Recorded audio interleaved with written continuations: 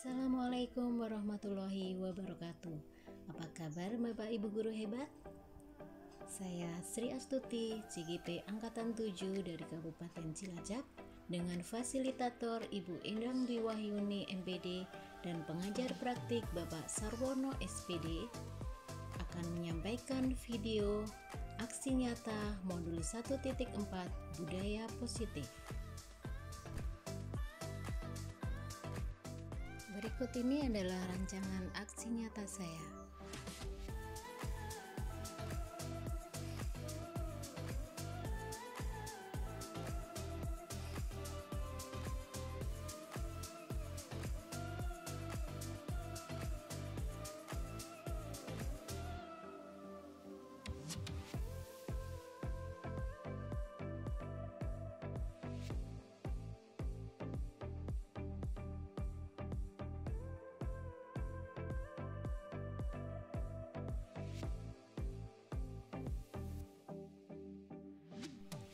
Aksi nyata yang telah saya lakukan sebagai implementasi dari pemahaman saya terhadap modul 1.4 budaya positif, yaitu berperan aktif dalam menciptakan lingkungan positif di sekolah untuk menumbuhkan budaya positif.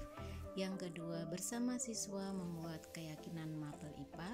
Kemudian yang ketiga, berkolaborasi dengan wali kelas untuk membuat keyakinan kelas bersama para siswa. Yang keempat, menerapkan segitiga restitusi. Dan yang kelima, menyebarkan pemahaman dan aksi nyata modul 1.4 budaya positif dalam kegiatan diseminasi di SMP Negeri 1 Maus. Berikut ini kegiatan-kegiatan untuk menumbuhkan budaya positif di SMP Negeri 1 Maus.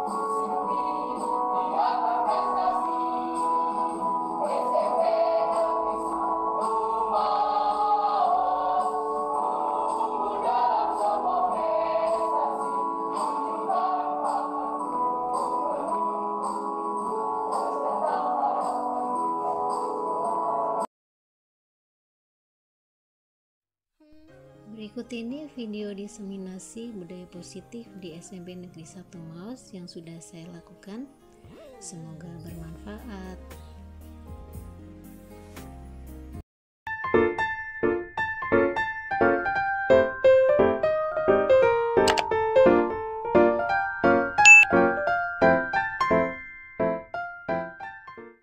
Assalamualaikum warahmatullahi wabarakatuh. Selamat pagi dan salam bahagia. Yang terhormat Kepala SMP Negeri 1 Maus Ibu Lini Kuswati SPD MPD, yang kami hormati Ibu Bapak Guru dan karyawan SMP Negeri 1 Maus yang berbahagia. Puji syukur atas kehadirat Allah Subhanahu wa Ta'ala yang telah melimpahkan rahmat serta hidayahnya kepada kita semua, sehingga pada siang hari ini kita semua dapat berkumpul di tempat ini dalam keadaan sehat walafiat. Tak lupa sholawat serta salam kita curahkan kepada junjungan kita Nabi besar Muhammad Sallallahu Alaihi Wasallam yang sangat kita tunggu syafaatnya di hari akhir nanti. Ibu bapak yang berbahagia, kami ucapkan selamat datang dalam acara diseminasi budaya positif oleh calon guru penggerak Ibu Sri Astuti SSI di SMP Negeri 1 Maus pada hari Senin 16 Januari 2023. Ibu bapak yang berbahagia, perkenankan saya membacakan susunan acara pada pagi hari ini. Yang pertama, acara pembukaan. Kemudian acara yang kedua, sambutan Kepala SMP Negeri 1 Maus. Ketiga, diseminasi budaya positif. Dan acara yang keempat, penutup. Hadirin yang berbahagia, marilah acara pada pagi hari ini kita buka bersama dengan bacaan basmalah bersama-sama. Bismillahirrahmanirrahim. Semoga dengan bacaan basmalah tersebut acara pada hari ini diberikan kelancaran dan keberkahan dari Allah Subhanahu wa Ta'ala. Amin amin ya rabbal alamin. Acara yang kedua yaitu sambutan dari Kepala SMP Negeri 1 Maus kepada Ibu Lili Kuswati SPD MPD. Kami persilakan.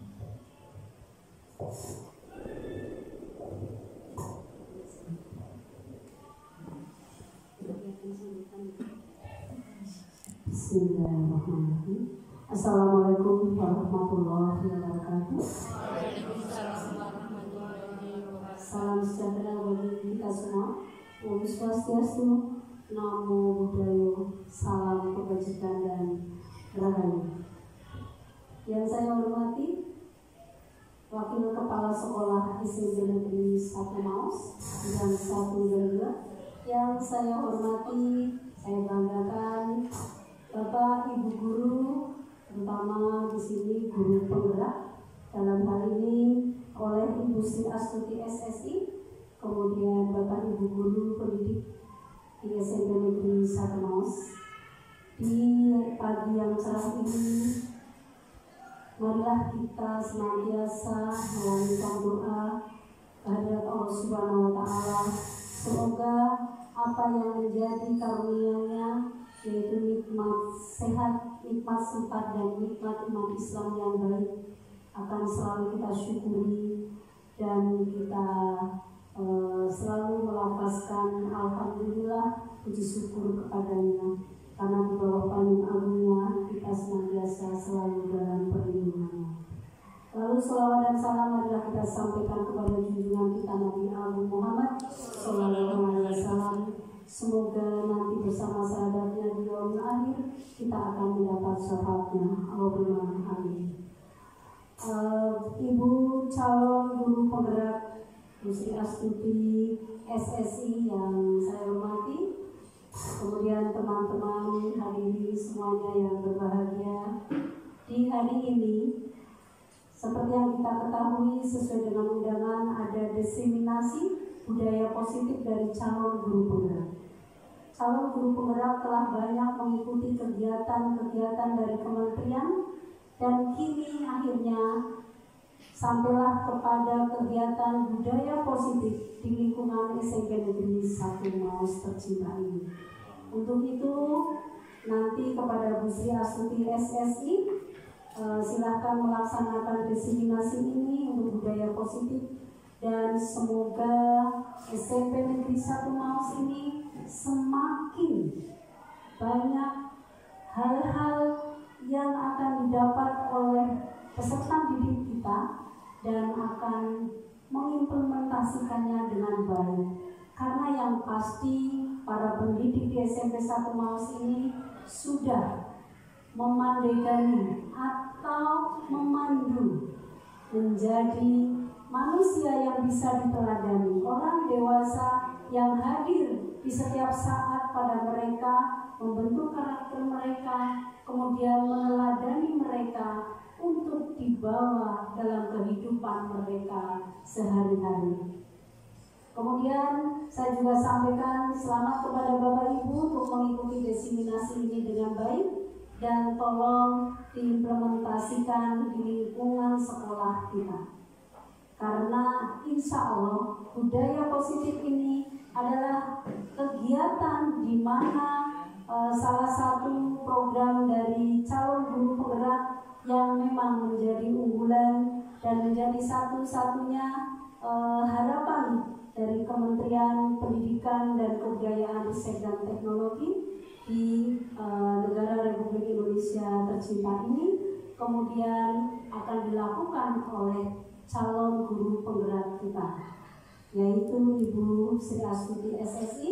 Dan kepada teman-teman, semoga apa yang akan disampaikan bisa terimplementasi dengan baik, diserap dengan baik, kemudian nanti akan dipraktikkan kepada anak-anak, kemudian apa perubahan perilaku yang ada pada peserta didik kita. Itu harapan saya sebagai orang yang dituakan di SMP Negeri 1 Maus tercinta ini. Sekian dan selamat mengikuti kegiatan dengan bahagia.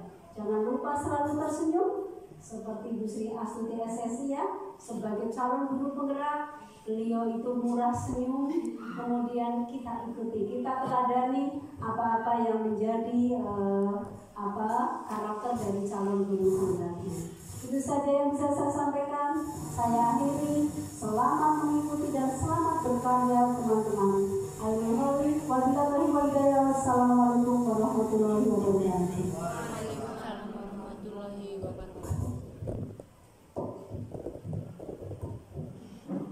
Terima kasih kepada Ibu Pusat SPD MPD yang telah memberikan sambutan. Makan pagi dengan sambal teri dan nasi. Cakep itu ya. Buka permen sambil tiduran. Oh iya, lupa. Kepada Ibu Sri Astuti, kami silahkan memberi ilmu dan materi diseminasi. Dan kepada hadirin semua, mari kita dengar dan perhatikan.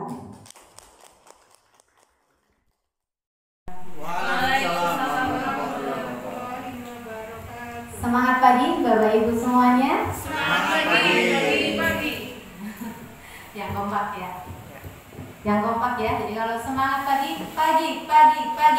Luar biasa hebat. Tetap semangat ya. Pagi. Tetap semangat luar biasa. Oke.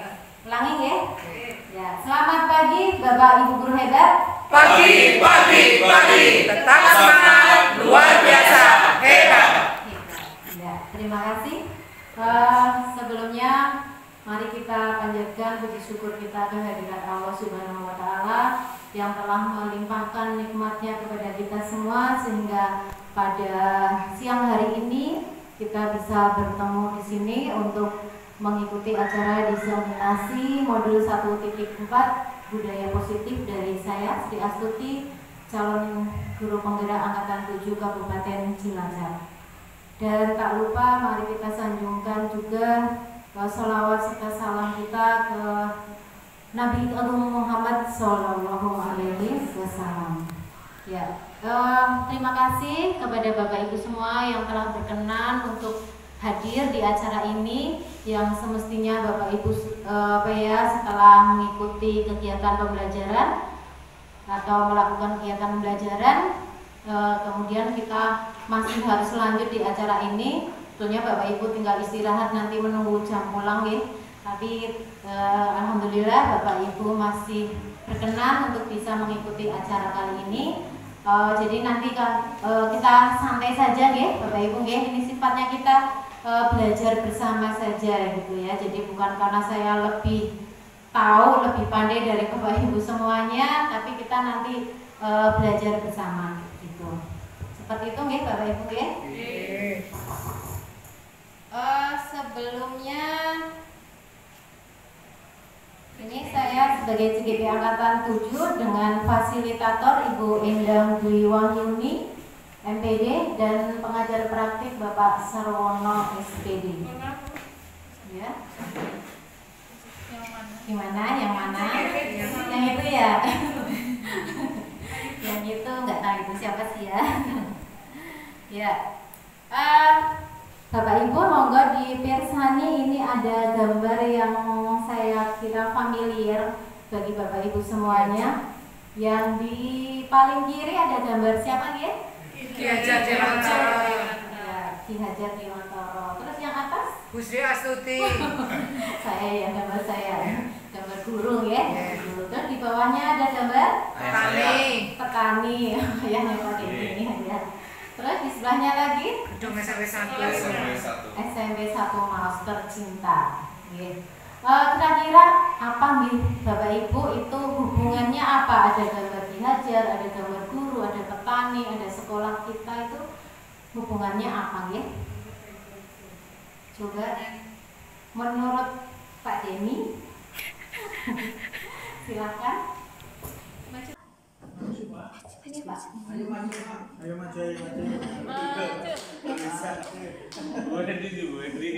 Coba saja Pak. Coba kira-kira apa hubungannya, kan udah mengikuti ini juga IKM-an ya, di PMM ya. Malu ya. Ternyata ini masih malu-malu. Coba Bu Cindy barangkali hubungannya. Cuma saya masih bingung kenapa ada petani, Bu. Iya. Iya, jadi kalau ya hubungan antar pendidikan jelas itu ada tenaga pendidik, ada Gedung Ki Hajar Dewantara, terus ada SMP sebagai sarana tempat belajar mengajar. Tapi saya agak kurang paham kenapa ada sawah sama Pak taninya itu. Iya. Jadi kalau yang tiga mungkin hubungannya jelas gitu ya, tapi kok ada petani gitu ya. Mungkin ada yang bisa menambahkan Bu Yuni ya. Sedikit ya, tapi hanya gambaran saja Mau ya. maju? Bibit padi, jadi tidak semuanya tanaman padi itu dipaksakan untuk ditanam. Jadi peserta didik itu juga berbagai macam karakter anak. Jadi untuk menghasilkan seperti itu dengan proses penanaman padi mungkin dari memuai tidak semua akan jadi. Jadi nanti ada yang tidak jadi, ada yang berbuah dan ada tidak berbuah. Itu saja sedikit saya yang kami ketahui. Terima kasih.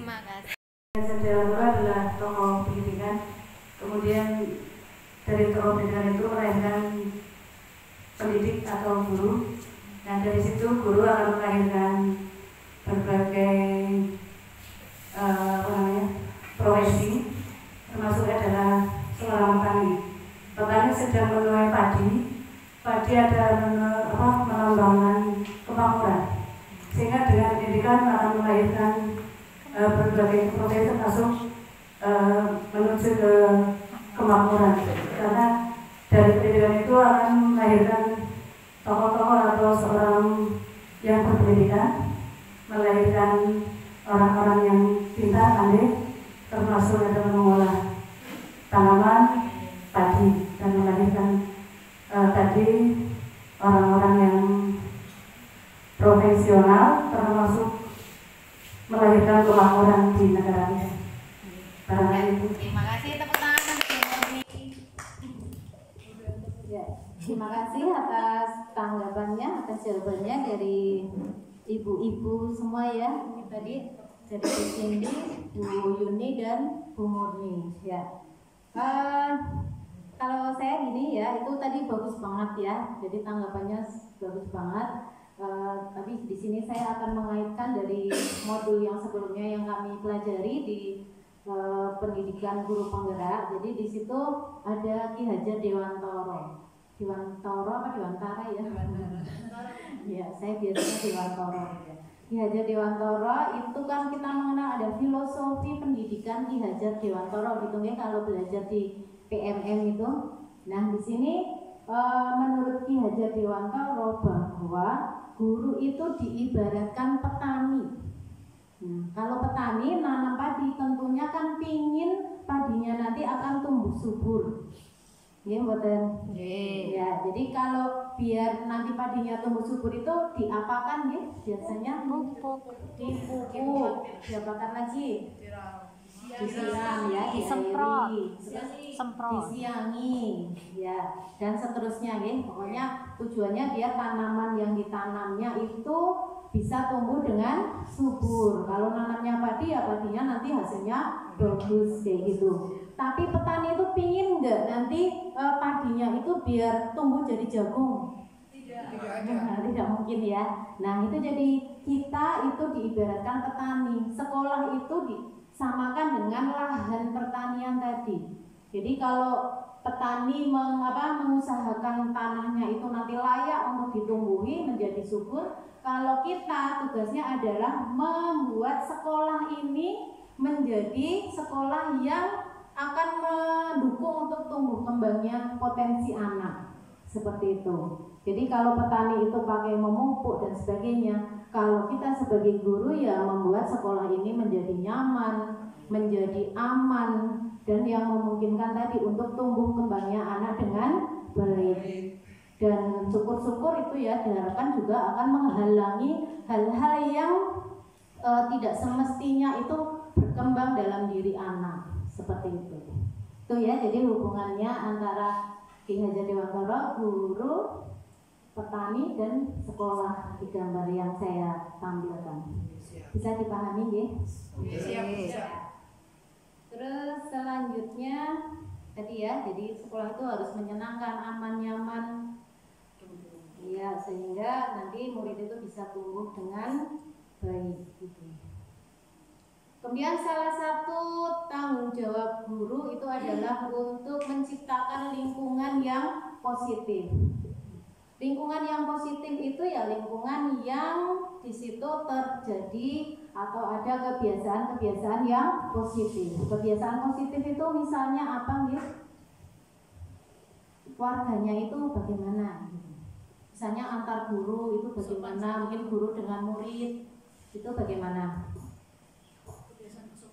Ya, kebiasaan kesopanan ya. Jadi guru dengan guru ketemu yang saling menyapa gitu ya, dengan murid pun demikian. Kemudian kita semua warga sekolah itu saling mendukung, saling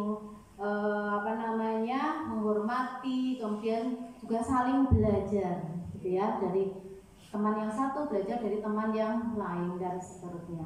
Dengan kebiasaan-kebiasaan positif itu maka akan tumbuh karakter-karakter yang baik. Dari karakter-karakter baik itulah nanti akan tumbuh atau tercipta yang namanya budaya positif.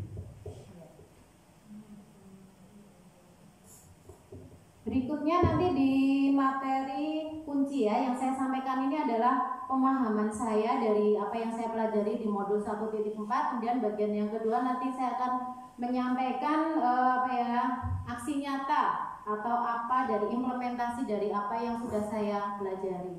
Jadi di modul 1.4 itu materi kuncinya ada beberapa. Yang pertama adalah perubahan paradigma, kemudian yang kedua disiplin positif, yang ketiga motivasi perilaku, yang keempat kebutuhan dasar, berikutnya posisi kontrol, restitusi, keyakinan kelak, dan segitiga restitusi.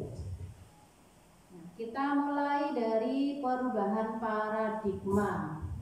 Nah, sekarang saya ingin Bapak Ibu semuanya untuk mencoba kegiatan ini. Cobalah buka. Jadi ini nanti berpasang-pasangan ya dengan sebelahnya. Yang satu nanti yang nggak ada sebelahnya dengan depannya. Ya, yang satu menggenggam, yang satu menggenggam, anggaplah bayangkan yang digenggam itu adalah hal yang paling penting dari Bapak Ibu.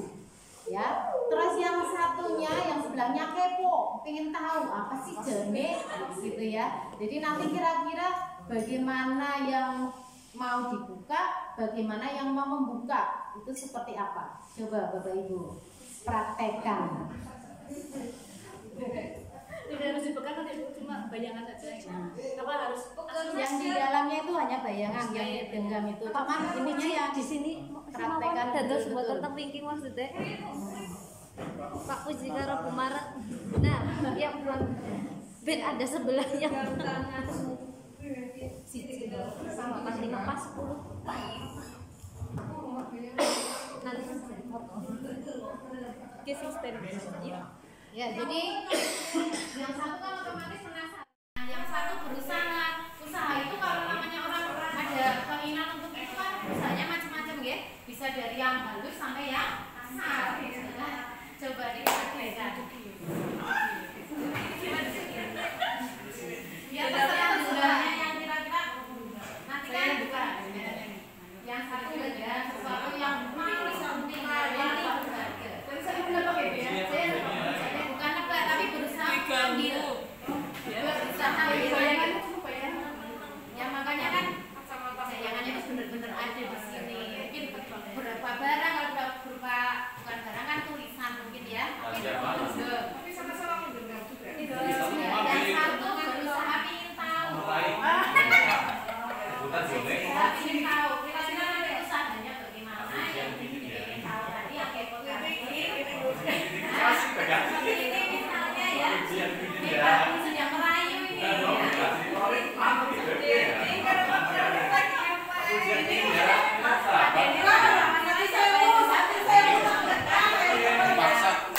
Gimana usahanya?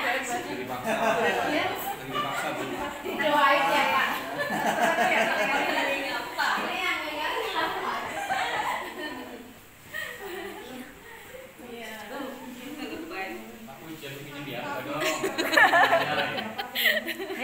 Halus banget Pak. Pak, udah Pak halus banget. Satu sewu. Asal banget. Api kayaknya api banget. Yang kuat. Oke, Sabun. Terima kasih. Tepuk tangan untuk semua. Oke, tadi saya lihat, saya amati ada beberapa cara yang digunakan oleh Bapak Ibu yang hepo ya. Yang satu kalau saya perhatikan semuanya berusaha untuk tetap mempertahankan genggamannya. Ya, Badan. Ya, terus tadi yang satunya ada yang pakai merayu, ada ini Pak Gunawan tadi merayu Pak Puji, kemudian berusaha otot banget kayak ini ya, berusaha otot banget bernafsu ya. Iya, terus Cindy sama Bu Moni masih kalem-kalem gitu ya, tapi tetap berusaha. Pak Mariono karena sebagai guru PAI dengan doa tadi untuk berusaha. Terus Bu Riri juga tadi ngotot kayaknya ya. Ya, itu berarti kecenderungannya yang tadi punya sesuatu yang penting itu untuk mempertahankan ya. Jadi tidak dengan mudahnya untuk ngasih tahu kayak gitu ya. Nah itu apa namanya yang terjadi dan siapa yang apa yang terjadi tadi ya. Jadi yang satu mempertahankan, yang satu berusaha gitu ya. Kalau yang tadi saya amati. Kemudian siapa yang mengontrol akan membuka atau tidaknya tangan itu siapa? Yang berusaha untuk tahu apa yang punya. Yang punya ya, yang mengontrol ya. Nah, jadi dari kegiatan ini kita tahu bahwa apa yang kita lakukan itu sebetulnya kita sendiri yang mengontrol. Ya, kita mau membuka atau mau tidak membuka itu terserah kita, bukan karena tadi ya dirayu, dipaksa dan sebagainya, tapi kalaupun nanti kita mau buka itu juga keputusan itu dari kita gitu ya. Itu jadi dengan murid itu seperti itu mestinya ya, kita tidak bisa memaksakan apa yang kita inginkan itu pada murid, karena murid itu punya tujuan masing-masing ya, mereka memiliki kontrol sendiri, jadi kita tidak bisa memaksakan sesuatu sesuai dengan kehendak kita. Itu pembelajarannya dari kegiatan ini. Begitu nggih, Bapak Ibu nggih? Iya. Nah, sehingga ini harus ada perubahan paradigma karena sering banyak terjadi miskonsepsi gitu ya. Ini menurut psikiater Dr. William Glasser dalam counter teori yang kemudian berkembang dinamakan choice theory, menurutkan beberapa miskonsepsi tentang makna kontrol. Jadi ada beberapa ilusi gitu ya. Jadi kita hanya berilusi seperti itu, padahal sebenarnya nggak seperti itu ya. Seolah guru itu mengontrol murid, tapi ternyata kayak seperti tadi, murid itu mau seperti apa itu punya itu kontrol dari dalam dirinya sendiri, bukan karena kita. murid itu mau melakukan sesuatu itu bukan karena kitanya, tapi ya karena mereka sendiri. Tapi seolah-olah kalau murid itu melakukan sesuatu itu karena kita, gitu kan? Karena kita yang mengontrol. Padahal itu sebenarnya yang mengontrol ya murid sendiri, seperti itu.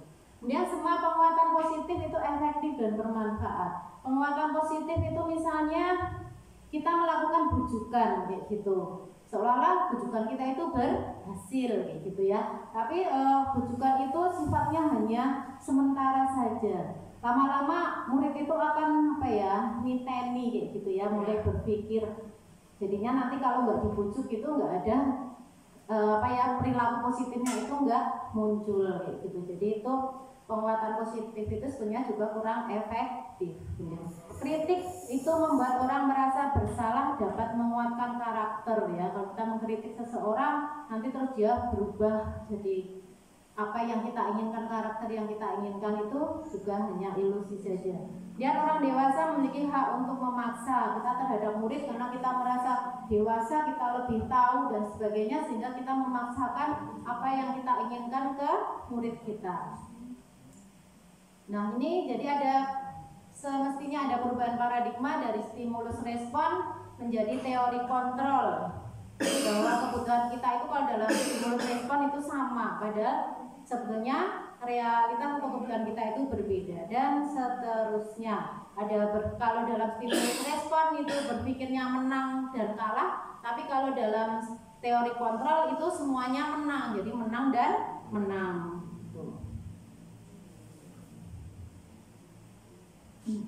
Kemudian yang berikutnya, materi kuncinya adalah disiplin positif. Di sini ada kata positif ya. Disiplin. Kalau selama ini disiplin itu menurut Bapak Ibu apa ya, terkait dengan apa kalau disiplin itu? Makna disiplin tepat itu waktu, ketepatan atau kesesuaian sesuai dengan peraturan ya.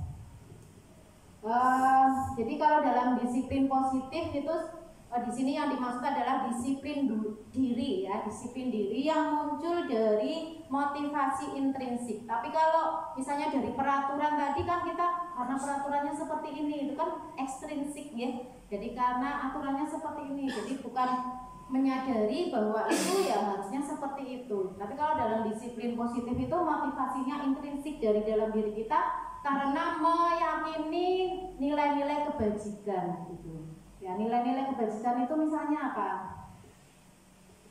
Bapak Ibu, contohnya nilai kebajikan.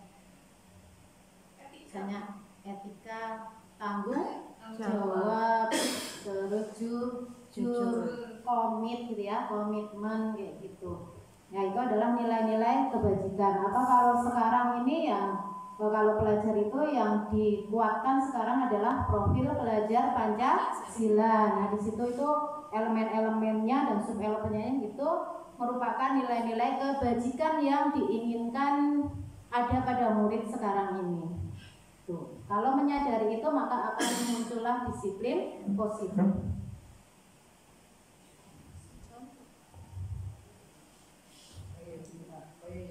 Ini dulu. Berikutnya adalah motivasi perilaku manusia. Jadi motivasi perilaku manusia itu ada 3. Yang pertama adalah menghindari hukuman atau ketidaknyamanan. Kemudian yang kedua adalah mendapatkan penghargaan. Dan yang ketiga adalah menghargai diri sendiri. Nah, motivasi yang pertama dan kedua itu merupakan motivasi ekstrinsik. Sedangkan motivasi yang ketiga adalah motivasi intrinsik. Nah, mungkin Bapak Ibu bisa mencontohkan indikator kalau itu dia melakukan sesuatu itu karena menghindari hukuman gitu. Contohnya, oh berarti itu hanya buat menghindari hukuman gitu. Misalnya bagaimana? Pakai baju dimasukkan kalau ada penghuni saja ya. Jadi kan karena kalau penghuninya udah jauh gitu ya, terus dikeluarkan lagi ya, itu ya kaitannya dengan dia menghindari hukuman atau ketidaknyamanan. Karena nanti kalau ada penghuni pasti dibilangi ya, bukan dimarahin tapi dibilangi. Ya, itu adalah motivasi yang pertama.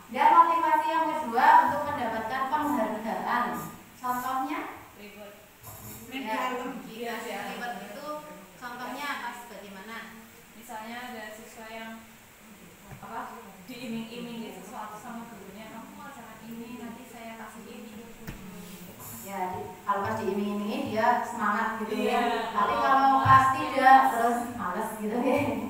Ya itu karena mengharapkan penghargaan ya. Dan yang ketiga menghargai diri sendiri. Itu bagaimana? Nah, berarti melakukan sesuatu yang positif karena memang kesadaran ya, karena memang dia tahu bahwa ini nilai kebajikan yang harus diikuti. Jujur itu mau ada orang lain maksudnya diamati atau tidak, dia tetap jujur. Dia memakai seragam tadi walaupun tidak ada diamati guru, tidak dekat dengan guru, tetap dia rapi kayak gitu ya, karena dia yakin bahwa sebagai pelajar itu ya harus rapi.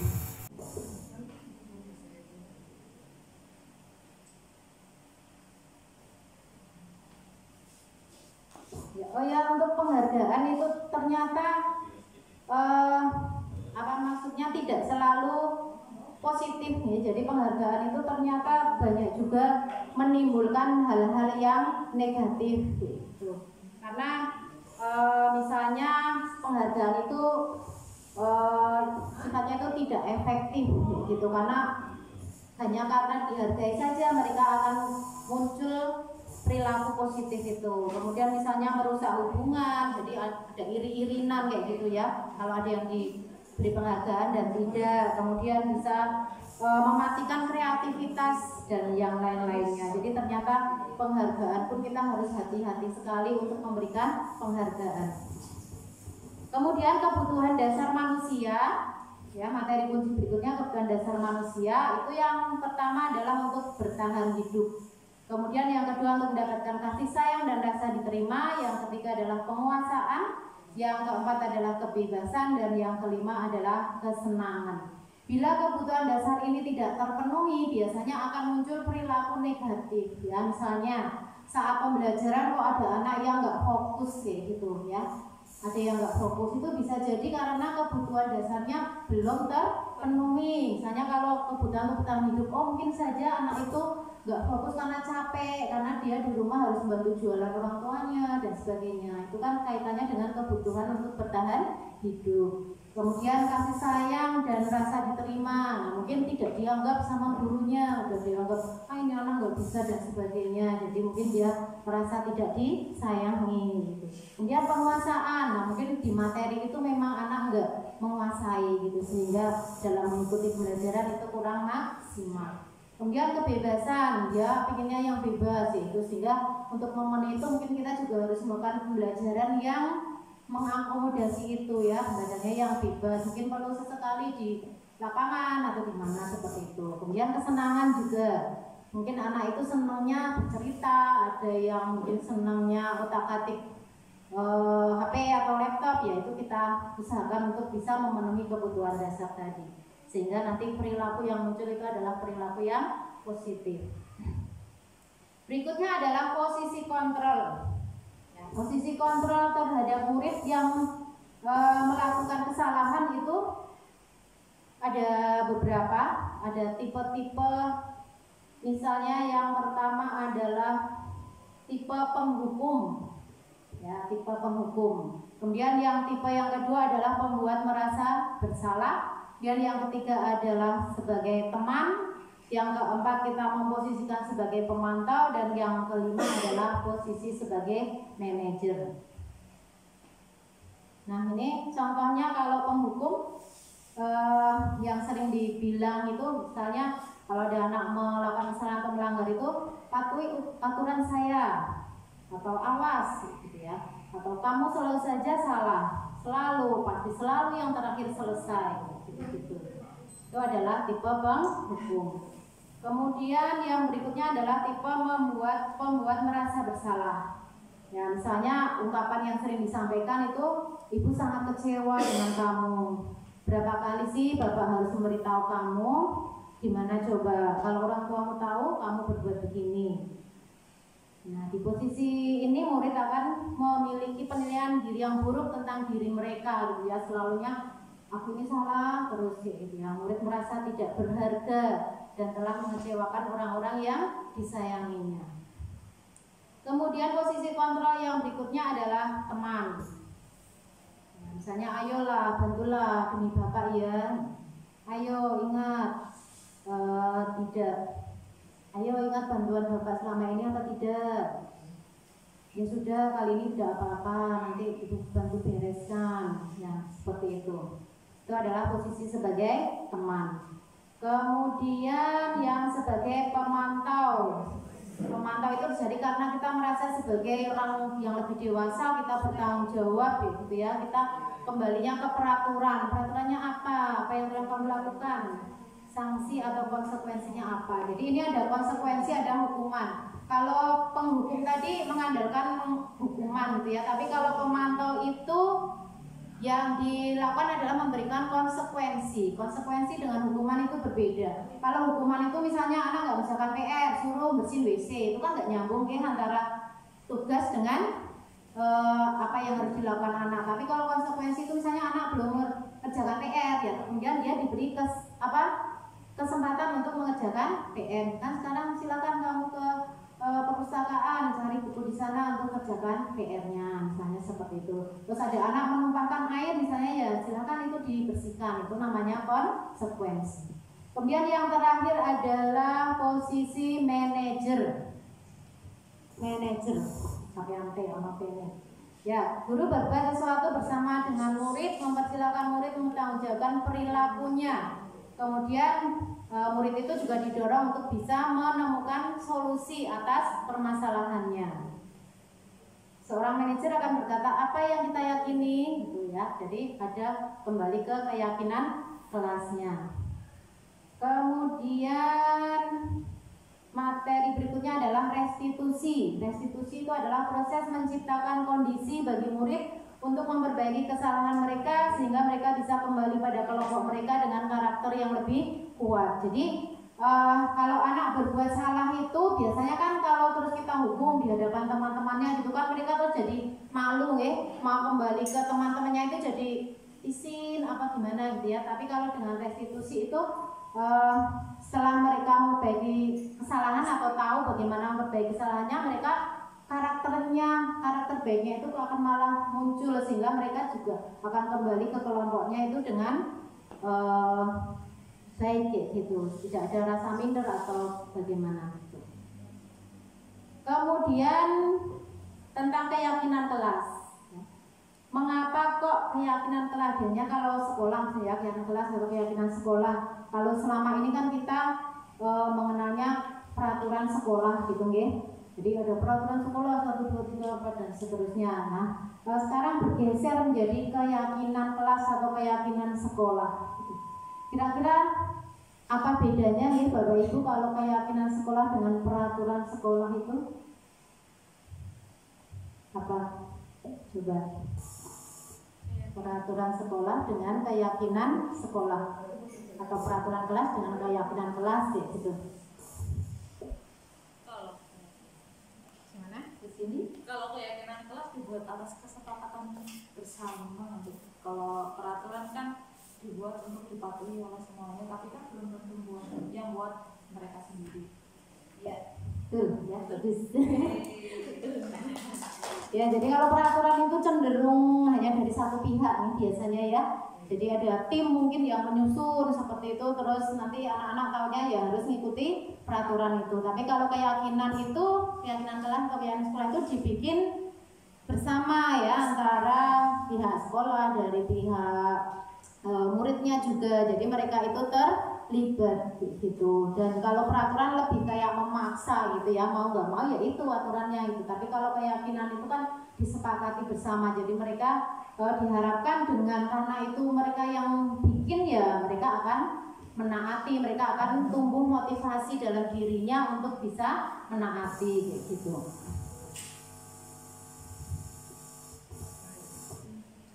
Ya, kemudian terkait dengan restitusi tadi, di mana kita itu tidak mementingkan hanya anak berbuat salah, itu tidak mementingkan siapa yang salah gitu, tetapi bagaimana solusi dari apa hal yang negatif tadi, kita mau seperti apa, anak itu diarahkan, didorong untuk bisa menemukan solusinya. Nah, nanti ada tahap-tahap dalam kita menangani bila ada anak yang melakukan kesalahan itu dengan menggunakan segitiga restitusi. tahapnya yang pertama adalah menstabilkan identitas, yang kedua adalah validasi tindakan, dan yang ketiga adalah menanyakan keyakinan kelas.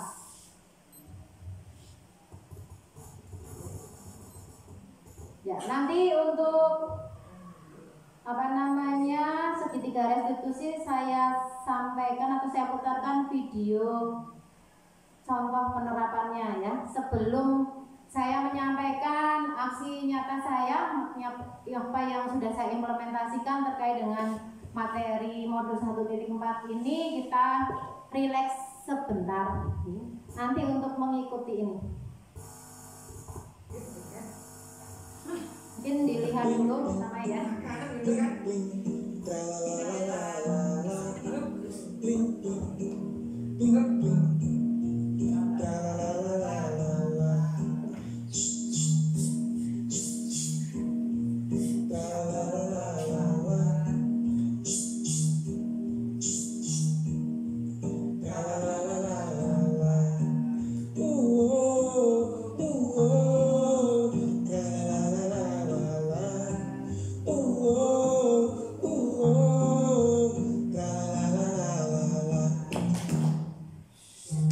Semoga sambil berdiri mungkin. Ya, ini kan.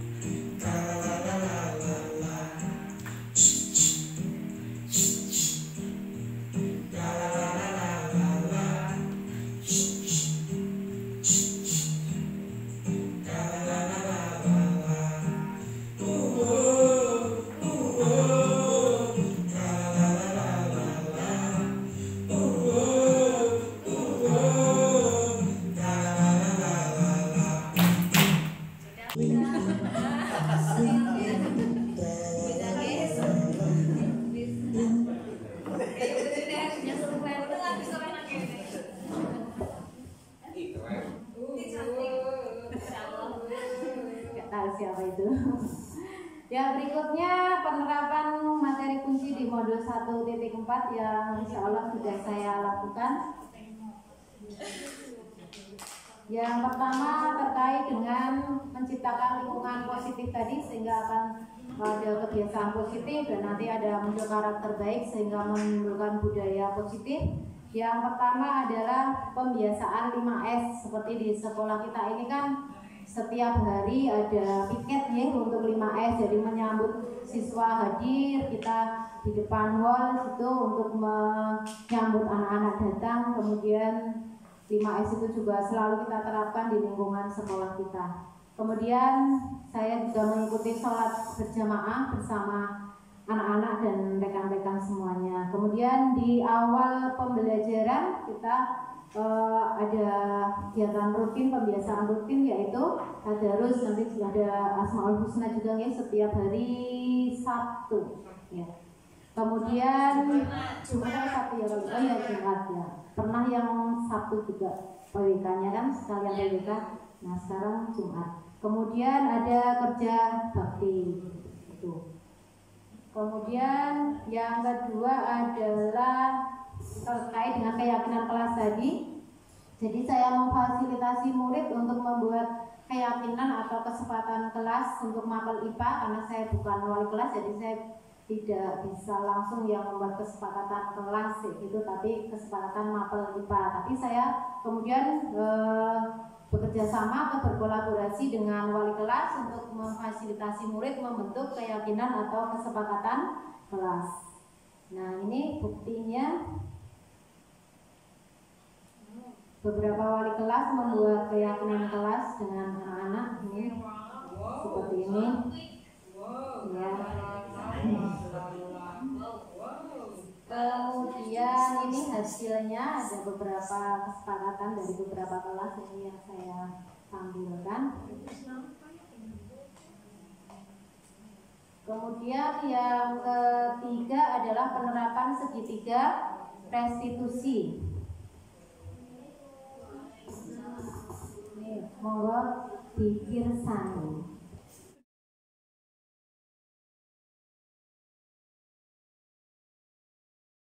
Waalaikumsalam warahmatullahi wabarakatuh. Silakan masuk. Gimana, siapa? Bu, saya mau mengumpulkan buku tugas saya. Tugas ya. Ini Mbak Ambar ya, kelas 7A ya? Iya, Bu. Iya. Saya terlambat mengumpulkan. Oh, gitu ya. Ini hari apa ya, Mbak? Harusnya hari Senin. Harusnya hari Senin. Sekarang Dan hari Rabu. Rabu. Iya, berarti duduk dulu Mbak sebentar. Ya memang ya namanya manusia itu pasti pernah melakukan kesalahan ya. Tapi bukan berarti kita sengaja kan ya melakukan kesalahan ya. Nah pasti Mbak ada alasannya kenapa kok sampai terlambat. Ya Bu, saya sulit mengerjakan. Kan ya. Terus pas hari Senin saya belum selesai mengerjakan. Jadi pas hari Selasanya sudah selesai, tetapi saya lupa mengumpulkan. Oh, artinya hari Selasanya sudah selesai ya, cuman lupa untuk mengumpulkan ya. Iya. Hari Senin, tapi ini hari Rabu. Nah, Mbak tahu keyakinan kelas kita kalau tentang mapel IPA itu terkait pengumpulan itu? Iya, iya. Tepat waktu. Nah, kira-kira apa yang akan Mbak Ambar lakukan nanti biar tidak terlambat lagi untuk mengumpulkan tugasnya? Saya akan membuat catatan apa saja tugas-tugas saya dan akan dikumpulkannya. Iya, catatan ya. Misalnya IPA hari ini nanti dikumpulkan. Nah, tapi terkait dengan yang tadi karena ada kesulitan, ya. Jadi hari Seninnya belum selesai ya. Nah, kira-kira apa nanti yang Mbak Ambar akan lakukan biar solusinya untuk kenapa tidak bisa kesulitan gitu, kira-kira solusinya apa nanti? Saya mencari di Google atau tanya teman punya kakak, boleh kan Bu? Ya, boleh banget ya. Jadi kalau tugas rumah itu boleh ya, mau tanya ke teman, mau tanya ke Google, mau tanya ke saudara, bahkan tanya ke ibu juga boleh ya. Jadi nanti lain kali kalau ada kesulitan dikomunikasikan ya. Gitu ya. Iya. Kira-kira nanti kalau Mbak Ambar melakukan apa yang tadi Mbak Ambar sampaikan untuk menyelesaikan masalah itu, nanti Mbak Ambar akan jadi murid seperti apa? Saya akan menjadi murid yang ambil waktu, bertanggung jawab, dan komitmen. Ya, itu benar-benar jelaskan ya Mbak ya. Ya, mudah-mudahan nanti ke depan tidak lupa lagi, tidak terlambat lagi, dan bisa menyelesaikan tugasnya dengan sekarang silakan kembali ke Ya, mohon maaf suaranya kurang keras sih tadi ya. Kalau di HP ini videonya lumayan keras, tapi ternyata setelah dimasukkan ke Canva kurang keras. Bukan karena gurunya yang kalem ya. Bukan, gurunya mah nggak kalem. Ya, ini tadi adalah penerapan dari segitiga restitusi. Jadi saya ceritakan ulang ya. Jadi itu ceritanya itu Mbak Ambar kelas anak kelas 7A, dia mengumpulkan tugasnya itu terlambat, gitu, tidak sesuai waktunya. Nah itu ternyata karena dia kesulitan saat mengerjakan. Sebenarnya harusnya hari Senin, tetapi baru hari Rabu mengumpulkan. Hari Selasanya sebenarnya dia udah selesai, tetapi malah lupa nggak dibawa. Nah, jadi langkah yang saya lakukan adalah mentampilkan identitas dulu. Saya bilang bahwa setiap orang itu pasti pernah melakukan kesalahan, gitu ya. Jadi kalau ada anak salah itu tidak langsung gimana sih gitu ya. Mestinya kita bilang dulu, ditenangkan dulu anaknya. Ya, setiap orang itu pernah melakukan kesalahan, bahkan ibu pun juga pernah melakukan kesalahan, teman-temanmu yang lain pun juga pernah melakukan kesalahan gitu. Kemudian kita validasi kesalahannya. Nah, jadi anak itu anak tahu kalau dia itu salah gitu ya. Cuman kemudian yang namanya kesalahan itu pasti ada alasannya, sehingga kita menanyakan kenapa sih kok bisa terlambat seperti itu. Nah, ternyata itu Ambar tadi menyampaikan bahwa telatnya itu karena dia kesulitan, sehingga hari Senin itu dia belum selesai, baru hari Selasa selesai, terus raginya baru dikumpulkan. Kemudian saya menanyakan keyakinan kelasnya terkait dengan tugas IPA itu bagaimana. Terus Ambarnya menyampaikan bahwa keyakinan kelasnya itu adalah mengumpulkan tugas dengan tepat waktu gitu. Kemudian saya menyampaikan ke anak itu biar dia berpikir sendiri solusinya apa kalau seperti itu. Terus tadi Ambar menyampaikan bahwa solusinya dia terkait dengan materinya, itu dia berarti kan kebutuhan dasarnya belum terpenuhi ya, penguasaannya itu belum terpenuhi, sehingga langkahnya adalah dia akan mencari materi itu di Google atau menanyakan ke temannya atau yang lainnya. Kemudian terkait dengan waktu kok dia bisa lupa kayak gitu, dia akan membuat catatan kayak gitu, apa-apa yang harus dia kerjakan, kapan dia harus mengumpulkan seperti itu. Itu adalah langkah-langkah segitiga restitusi. Bisa dipahami nggih Bapak Ibu nggih? Bapak Ibu juga mungkin sudah melakukannya nggih, cuman mungkin belum tahu istilahnya itu kayak gitu, namanya menstabilkan identitas, kayak itu namanya validasi kesalahan, kayak gitu namanya menanyakan keyakinan kelas gitu. Mungkin kalau dulu memang belum dikenal istilah keyakinan kelas gitu, tapi sekarang ya Bapak Ibu saya yakin sudah mengenalnya.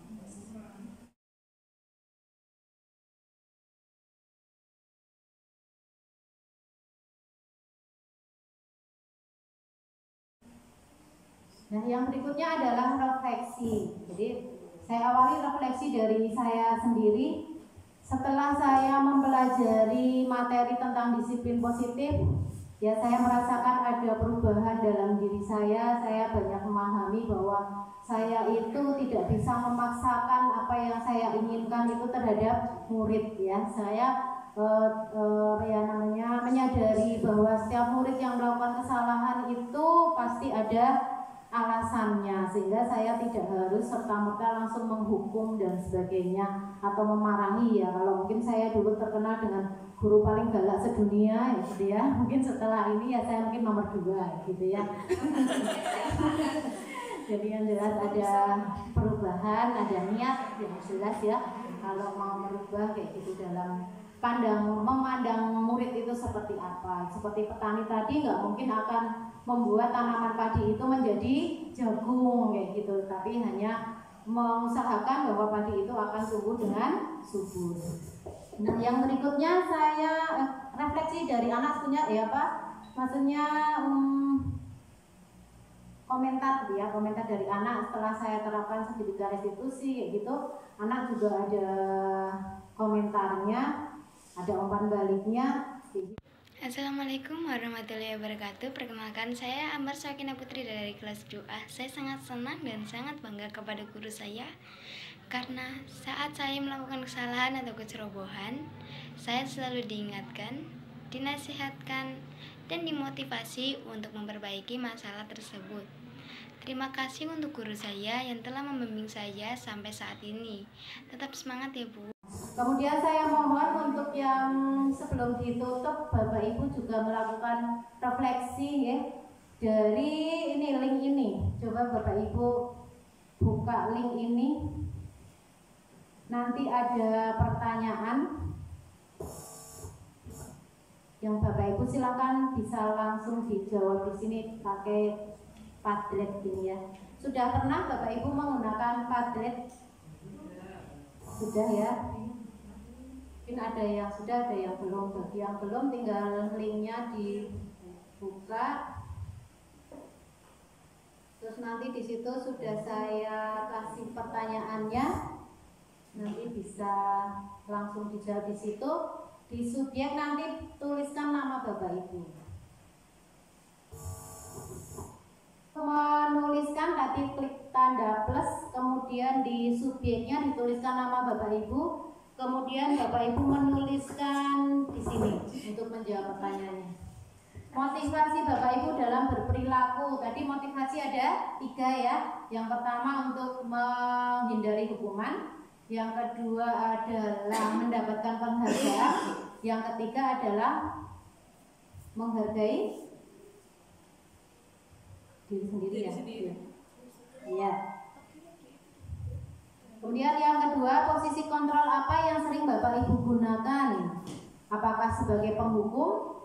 Apakah sebagai pembuat merasa bersalah? Apakah sebagai teman?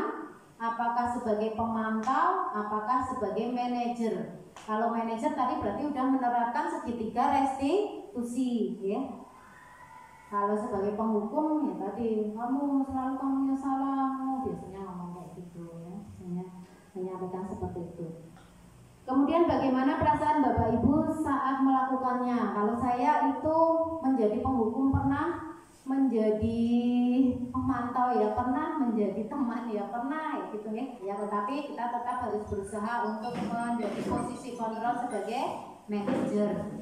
Kalau saat saya menjadi penghukum misalnya, ternyata itu juga jadinya rasanya itu nggak tenang kayak gitu ya, merasa bersalah karena udah marah sama anak kayak gitu. Jadi tetap apa ya, ada rasa yang nggak enak gitu, nggak nyaman gitu setelah melakukan itu.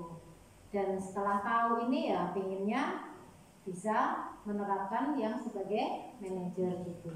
Kemudian berikan umpan balik kegiatan diseminasi ini, apa penting, apa gimana, syukur-syukur sih bermanfaat gitu ya. Ya klik tanda plus dulu, kemudian subjeknya tulis nama Bapak Ibu, kemudian komentarnya di bagian bawah. Nanti ininya backgroundnya bisa diatur warnanya di bagian bawah itu. Kalau ini kan putih, nanti bisa dirubah Bapak Ibu, mungkin penyuka hijau ya dibikin ganti hijau dan seterusnya. Kalau sudah nanti publish ya, sini bagian pojok kanan atas. Nah ini Bu Riri sudah menjawab. Yang pertama motivasinya agar mendapatkan penghargaan. Ya, mendapatkan penghargaan. Yang kemudian yang posisi kontrol yang sudah diterapkan Bu Riri sebagai manajer, berarti kalau sebagai manajer sudah menerapkan segitiga restitusi tadi ya? Sudah ya. Yang pertama dengan menyampaikan bahwa berbuat salah itu tidak apa-apa gitu ya. Terus yang kedua dengan validasi tindakan ya. Jadi cari alasan kenapa sih bisa berbuat salah seperti itu. Oh ya, berbagi pengalaman Bapak Ibu saat saya menemui anak yang melakukan kesalahan. Waktu itu kelas 8A, ada anak yang terlambat, kemudian saya perhatikan bajunya itu juga nggak sesuai, maksudnya seragamnya harusnya batik, waktu itu pakai kotak-kotak. Kemudian saya perhatikan juga ininya di itu loh Pak, yang di klik ya itu loh alisnya ya. Terus begitu saya stop dulu di gerbang itu, dia ekspresinya mencereng kayak gitu ya, malah kayak jadinya saya yang mau dimarahi kayak gitu ya. Jadi terus saya bilang gitu, Mas kok seragamnya nggak sesuai kayak gitu. Terus dianya jawabnya ya bilangnya apa ya, basah apa ya waktu itu, tapi dengan muka yang kayak gitulah ya, kayak nggak suka kayak gitu. Saya bilang, nah ini salah apa tidak, terus apa bu guru yang salah kayak gitu-gitu. Saya alusi kayak gitu, salah itu nggak apa-apa Mas, tapi setidaknya mengakui gitu. Terus ininya udah berubah kayak gitu ya. Terus kira-kira nanti apa yang mau kamu lakukan, kalau ininya apa, kalau apa namanya harusnya bagaimana, terus apa nanti yang akan kamu lakukan seperti itu. Terus anaknya jawabnya dengan nada yang biasa saja, tadinya serem kayak gitu, saya malah yang takut gitu. Ternyata memang kesalahan itu nggak harus kita apa ya tindak lanjuti dengan marah atau bagaimana gitu. Ya ini dari Bu Weni, motivasi dalam berperilaku menghargai diri sendiri. karena ingin berbuat lebih baik sehingga menjadi pribadi yang lebih bermanfaat, sukses dunia akhirat. Luar biasa. Ya, kemudian posisi kontrol ya kadang sebagai teman, kadang sebagai manajer. Ya. Kemudian maksudnya walaupun kita itu menerapkan sebagai manajer, tapi posisi sebagai teman itu juga kadang memang kita perlukan juga ya, karena dengan kalau teman itu kan kita ngomongnya bisa lebih santai gitu ya. Cuman kadang kalau sebagai teman itu kadang ada anak yang lunjak ya gitu ya. Kalau nggak disikapi seperti itu, jadi kecewa. Saya kan udah nganggap bu guru itu teman, tapi ternyata kok gini, jadi kecewa, jadi kayak ketergantungan juga kayak gitu. Kemudian sangat bermanfaat, alhamdulillah, sukses selalu, amin. Ya, terima kasih Bu Weni, Bu Riri. Yang selanjutnya ditunggu ya untuk refleksinya.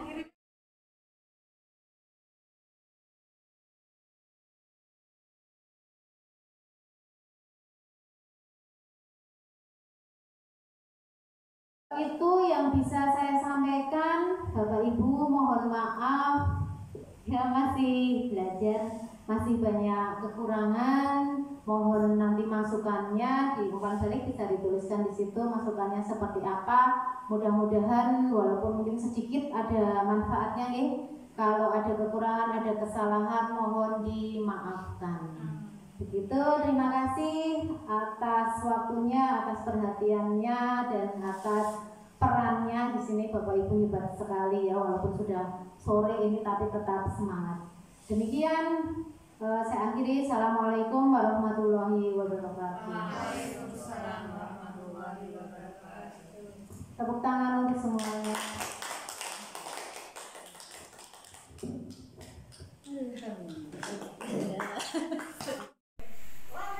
Ibu Bapak yang berbahagia, demikian rangkaian acara diseminasi budaya positif oleh calon guru penggerak Ibu Sri Astuti SSI di SMP Negeri 1 Maus pada siang hari ini.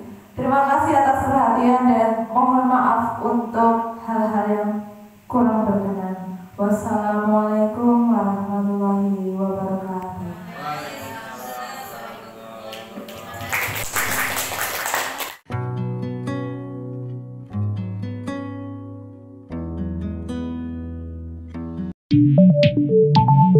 Thank you.